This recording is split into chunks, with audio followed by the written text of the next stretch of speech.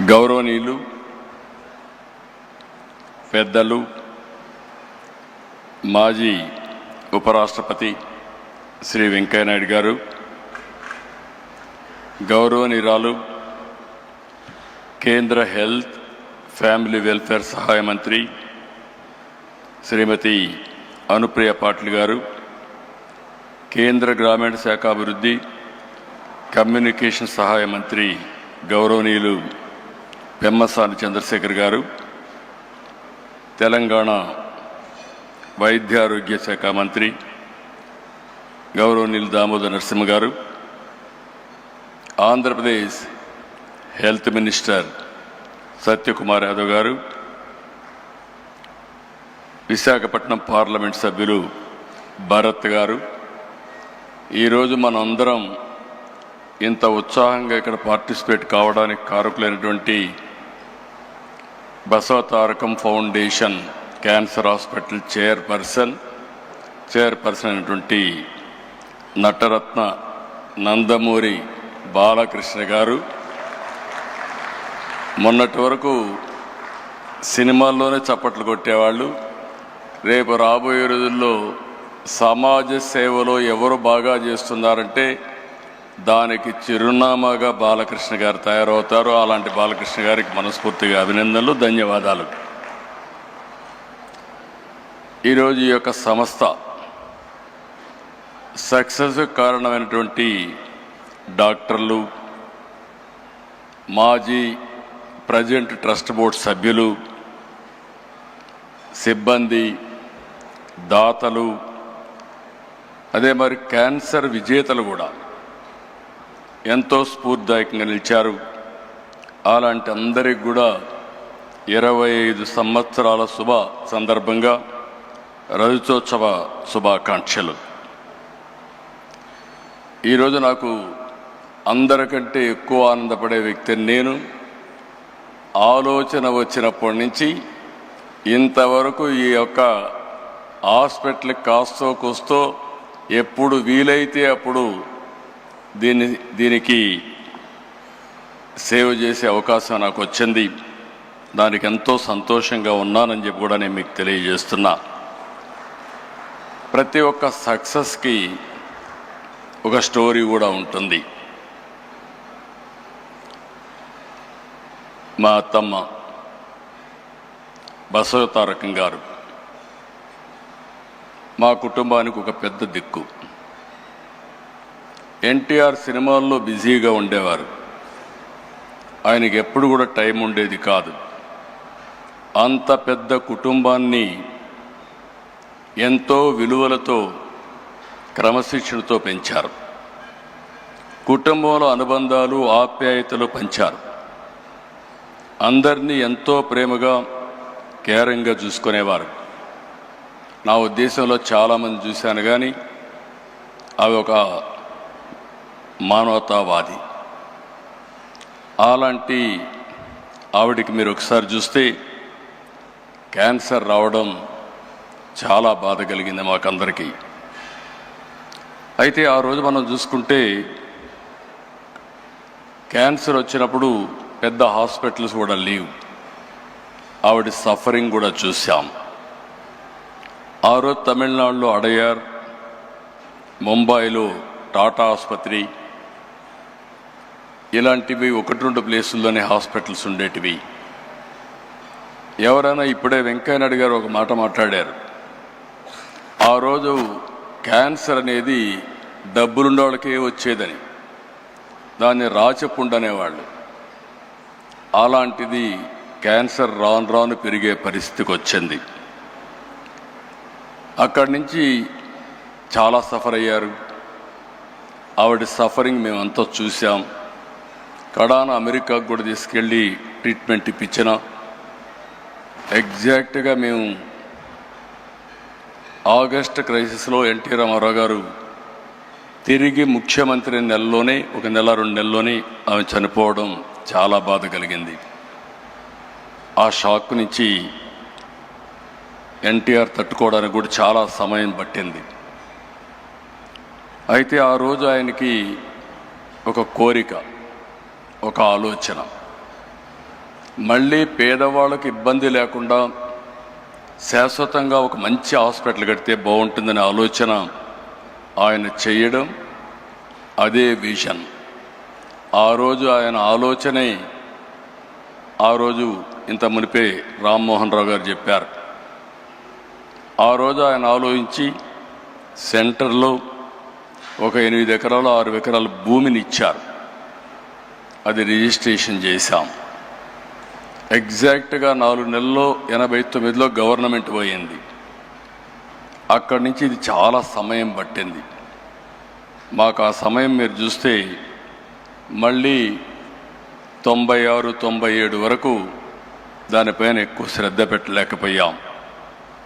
మళ్ళీ నాకు ఒక ఆలోచన, ఈ హాస్పిటల్ని ఎన్టీ రామారావు గారి విజన్ని, మా అత్తమ్మ గారిని శాశ్వతంగా గుర్తుపెట్టుకునే విధంగా చేయాలనే సంకల్పంతో ఆనాడు ఇప్పటికి కూడా జ్ఞాపకం, కోడెళ్ల శివప్రసాదరావు గారు ఫస్ట్ మేనేజింగ్ ట్రస్టీగా ఉండి అన్ని బాధ్యతలు తీసుకొని ముందుకు పోయారు. అమెరికాలో తులసి గారు అక్కడుండి ఫండ్స్ అన్ని మొబిలైజ్ చేసి వారు కూడా పూర్తిగా సహకరించారు.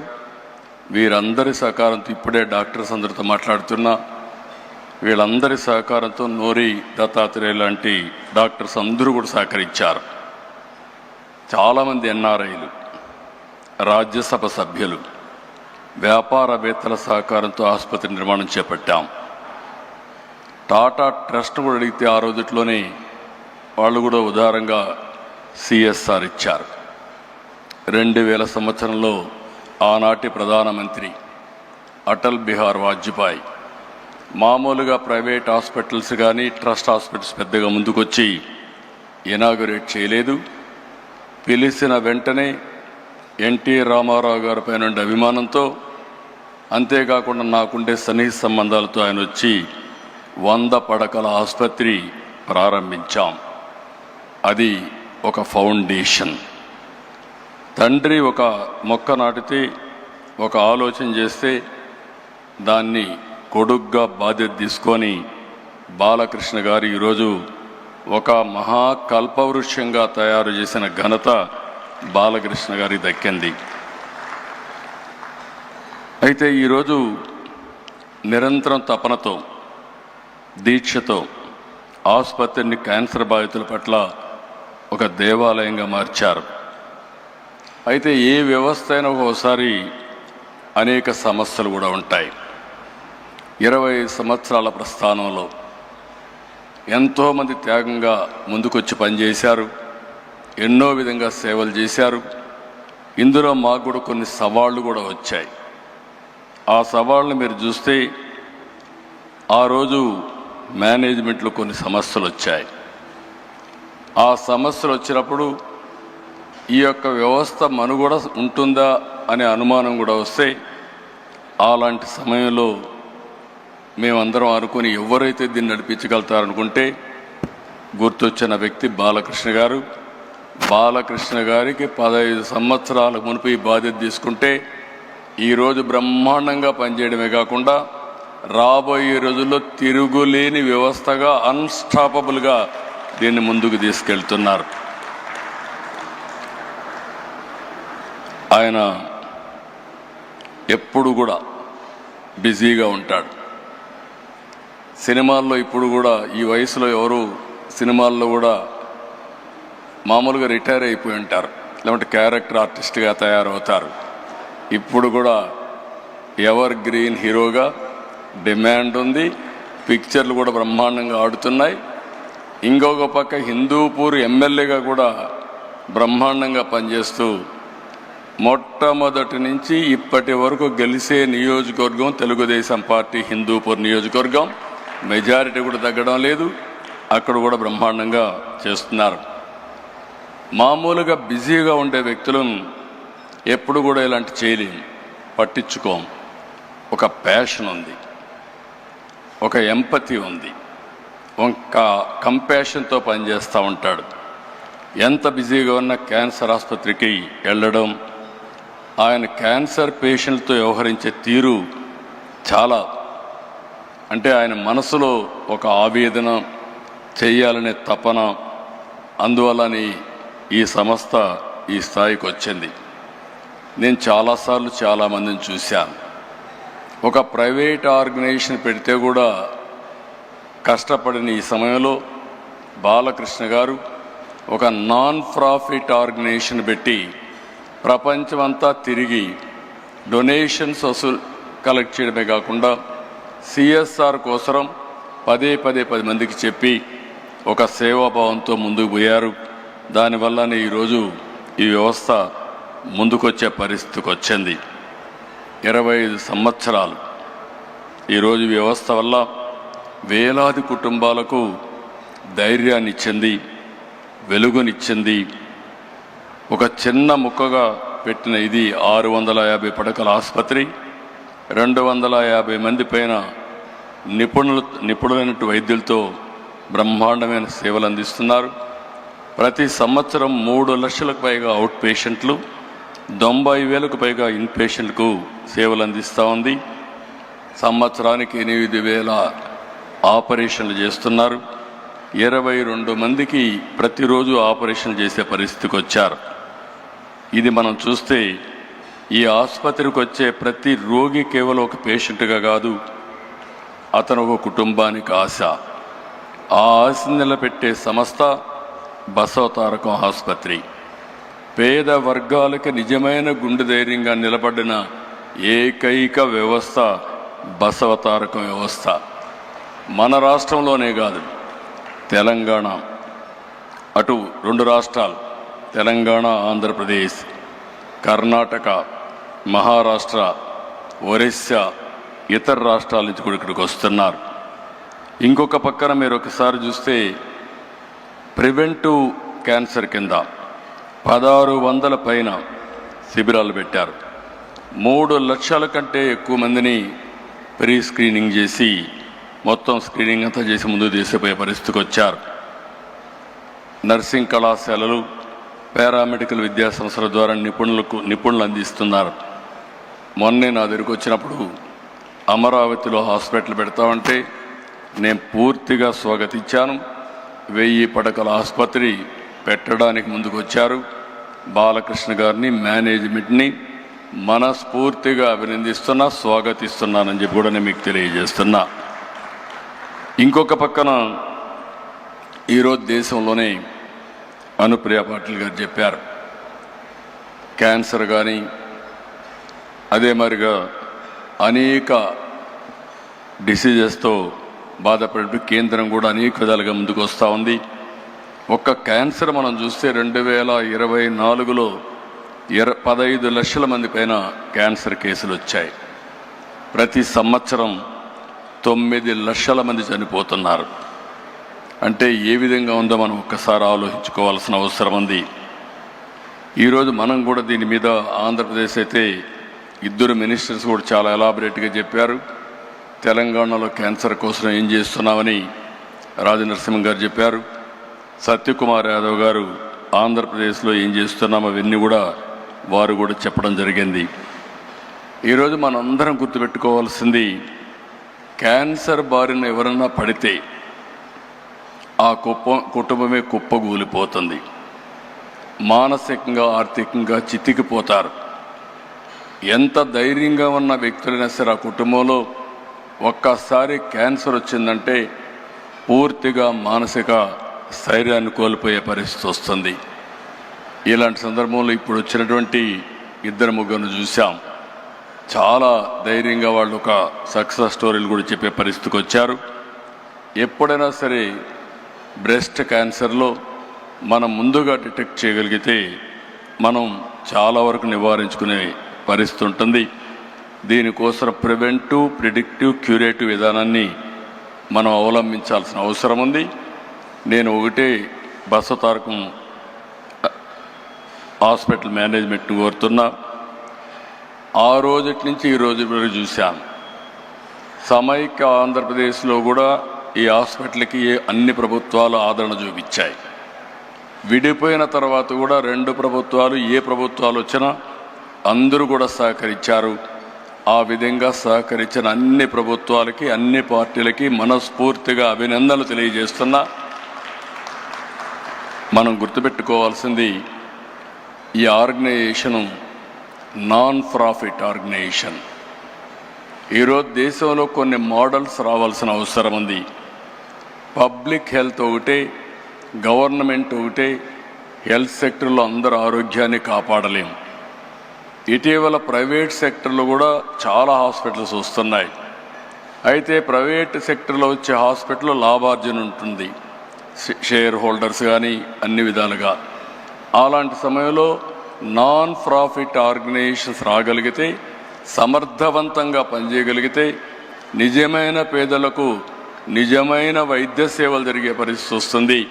అది రావాలంటే బసవ తారకం లాంటి నాన్ ప్రాఫిట్ ఆర్గనైజేషన్స్ ఇంకా ఎక్కువ రావాలని మనస్ఫూర్తిగా ఆకాంక్షిస్తున్నాను. అది వచ్చినప్పుడే ఇవన్నీ కూడా సాధ్యం అవుతాయి.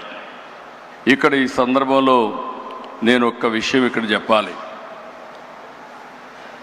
ఎన్టీఆర్ వేసిన ఫౌండేషన్ ఇప్పటికే కొంతమంది చెప్పారు. మేము ఆయన ఆశయాల కోసం ఒక రాజకీయ పార్టీలో పనిచేస్తున్నాం.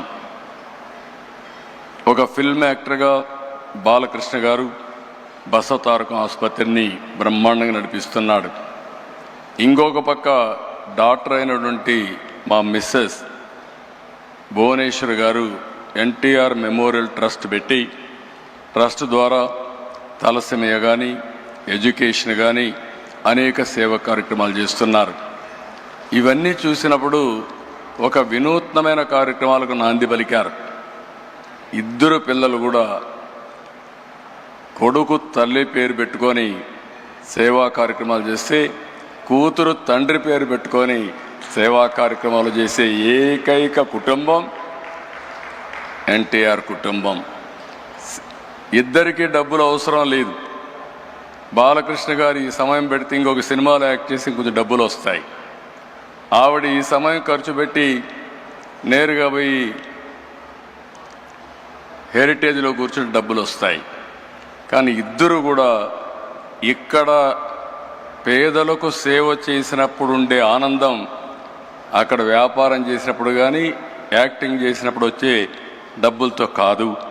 అది ఆ రోజు ఆ కుటుంబం యొక్క విశిష్టత అని చెప్పి కూడా నేను మీకు తెలియజేస్తున్నా.